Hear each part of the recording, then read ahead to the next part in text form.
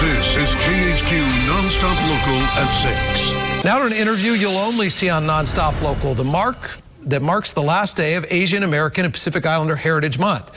Our Ava Wainhouse spoke with an historian who brings us this story of one woman who created significant change in Hawaii.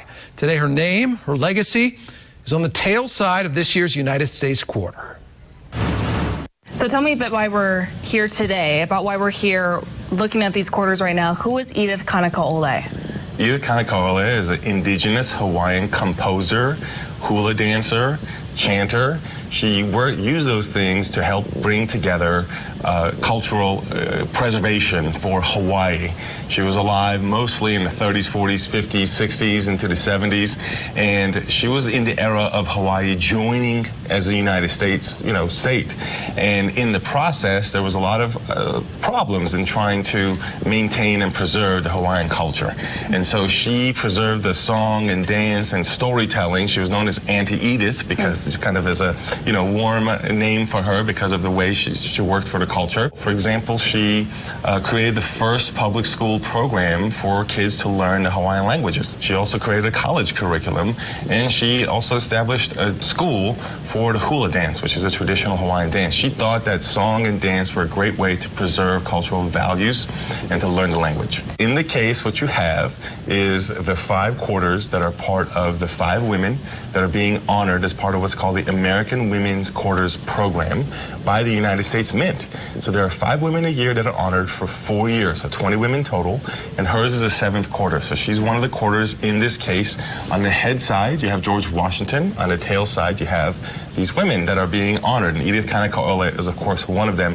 Hers is the most recent one that came out just now, and yes, that kind of impact that she had is why she's being recognized on the quarter. Now, it's not just in these cases. The reason that these are out is because it is actually circulating in your pocket right now. So if you look at the quarters that you have, you may have Edith Kanaka'ole in your pocket, which I think is very valuable because money literally carries value, right? And that's where we honor heroes. We have George Washington, and think about it, on the same platform now you have Edith Kanaka'ole, which is really saying something because currency, money, is where nations honor their heroes. There's a message on the coin with Edith Kanaka'ole, and on the back side, or on the side with Edith, on the tail side, it has in the indigenous language, what translates to granting the wisdom. And that's really valuable because, again, at the time of that we're talking about, as she was doing a lot of her work, Hawaii was in the process of becoming a state, which is only 60 some odd years ago. It's not that long ago that they were becoming a state. And there was pressures of assimilation. A couple examples of that are language. One of the first things that happened is the state was actually banned to speak the Hawaiian language in schools. And that happened in other places too, like in New Mexico and Louisiana.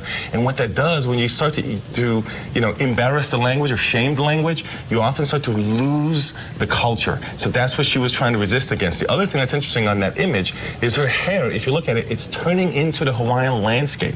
And that represents that with the landscape, the importance of the landscape to the culture, to Hawaiian culture, because part of that assimilation often was that traditional lands were becoming part of government lands, and they were losing some of their culturally important, significant places. Yeah. So there's a lot of symbolism. It's not just that she's on the quarter, but it's how she's depicted on the quarter that matters also.